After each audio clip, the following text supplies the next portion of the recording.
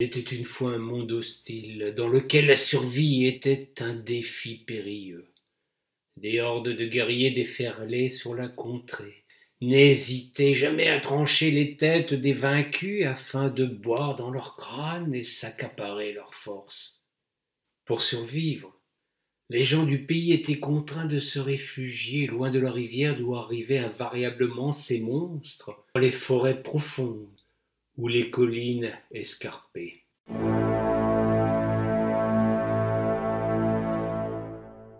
C'est dans la plus sombre des forêts que j'ai grandi, nourri au sein d'une laie qui m'avait trouvé sur un lit de fougères. De ceux qui me donnèrent la vie, je n'ai jamais rien su. Ma mère fut toujours cette femelle sanglier qui m'accorda sa protection et sa chaleur.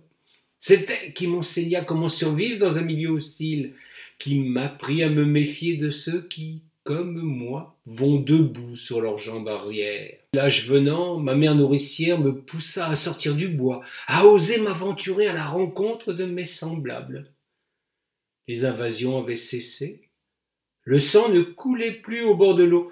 Il était temps pour moi de revenir vers ceux qui me ressemblaient.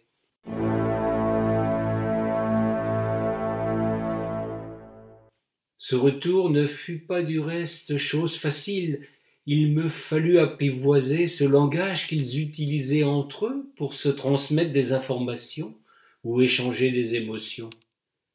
J'ai dû les observer longtemps, tapis dans les bosquets à la lisière de ma forêt protectrice, pour comprendre leur langage, apprendre patiemment à maîtriser ma langue et ma gorge pour à mon tour imiter leur manière de s'exprimer. Ma mère me poussait à approfondir toujours plus ce qui constituait pour elle un mystère. Elle se contentait de grognements, de tendres caresses, de délicats frottements pour me dire combien elle m'aimait, mais aussi pour me faire comprendre qu'un jour, il me faudrait la quitter. J'appris donc la langue de ceux qui se nommaient humains et qui nous désignaient comme des bêtes. Je devais me méfier d'eux car ils chassaient mes frères de lait pour les manger. J'en avais peur, incapable alors de percevoir que j'aurais été certainement pour eux monstre à abattre et à jeter dans une marmite.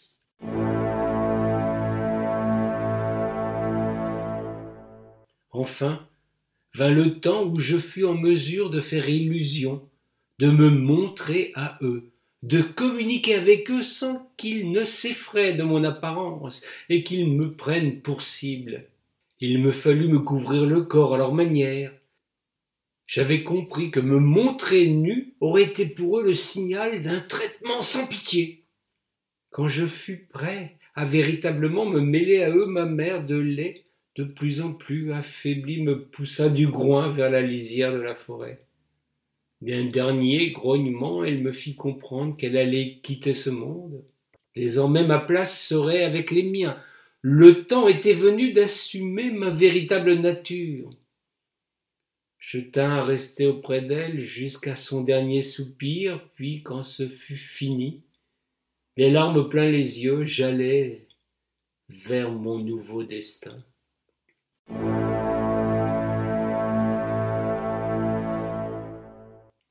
Ce ne fut pas chose aisée de me faire adopter. On m'appela l'étranger, et bien des années plus tard, ce nom restait encore collé à ma peau. L'hostilité initiale avait fait place à de la méfiance, puis une forme de circonspection qui resta toujours attachée à mes pas. J'avais beau rendre des services, me montrer utile à la communauté par ma connaissance de la forêt, ma capacité à trouver de la pitance quand la saison était rude, ma connaissance des ressources, j'étais toujours ce solitaire, tout juste toléré à la périphérie de la tribu. Je vécus seul, ne trouvant personne pour partager ma tanière, qui ressemblait étrangement à celle où j'avais grandi. Nulle compagne la nuit pour partager ma couche. Bien peu de contact avec les autres, juste le minimum pour que ma place au sein de leur communauté fût simplement acceptée en marge du clan. Puis tout bascula.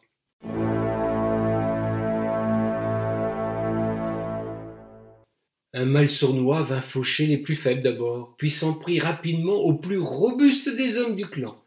Les femmes, elles aussi, succombaient comme leurs compagnons dans d'atroces souffrances. La tribu se réduisait comme peau de chagrin.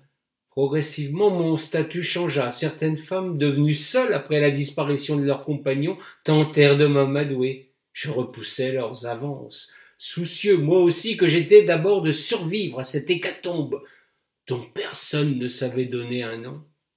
Beaucoup moururent. Certains choisirent de quitter le clan, cherchant dans la fuite l'espoir de la survie. Ils étaient fauchés sur le chemin, mourant eux aussi dans les mêmes convulsions que ceux qui avaient renoncé à lutter. Bientôt nous ne fûmes que deux.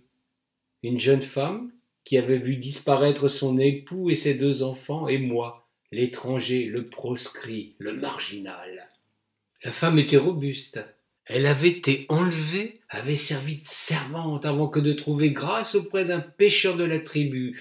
Il l'avait prise pour épouse, lui avait donné 2 enfants et une place moins pénible dans le groupe. Tout cela n'avait plus de sens aujourd'hui puisque cette tribu, autrefois si forte, avait totalement disparu. Il ne restait que les 2 pièces rapportées. Nous partageâmes d'abord notre histoire, Epona, puisque tel était son nom, et moi nous apprîmes les secrets que nous avions gardés précieusement dans nos cœurs. Elle sut comment j'avais grandi. Je découvris comment elle avait été traitée. L'amour vint naturellement sceller ses confessions sincères et sans tabou. Le mal mystérieux nous épargna. Nous pûmes espérer en un avenir qu'il s'agissait de reconstruire. C'est un premier enfant, une petite fille qui redonna le signal du renouveau. Je me mis à l'ouvrage pour redresser le village, hutte après hutte, dans l'espoir insensé que de nouveaux survivants viendraient se joindre à nous. Un second enfant arriva, un garçon cette fois. Nous étions alors 4 seulement dans ce qui avait été un village important autrefois.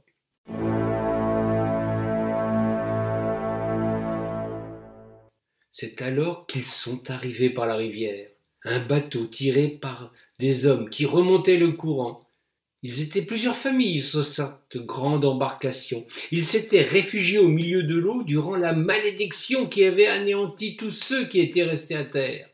Par quel miracle l'un d'eux avait songé à se protéger ainsi? Personne ne peut vraiment expliquer les intuitions.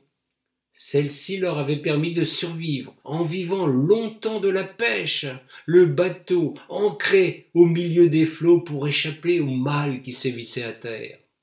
Puis, ils s'aventurèrent sur la berge pour n'y trouver que mort et désolation.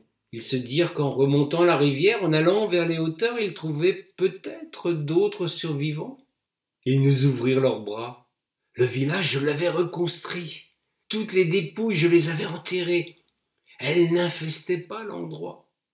Ils nous demandèrent de partager notre existence, alors qu'il leur aurait été si facile de nous éliminer. Chaque famille trouva un abri à sa convenance. Epona, nos 2 enfants et moi trouvâmes notre place, comme si nous avions toujours vécu avec eux. J'héritais même d'un nom, ce qui ne m'était jamais arrivé. Je fus Lugus, celui qui avait apporté la lumière à ceux qui erraient sur les flots. Ils me choisirent pour chef, afin que nous fondions ici même au bord de la rivière une nouvelle tribu. Je choisis le sanglier comme totem. Personne ne me demanda jamais pourquoi j'avais fait ce choix, alors que j'avais édicté un seul interdit, la chasse du sanglier. Dans le groupe, il se trouva un habile forgeron pour en sculpter un en bronze.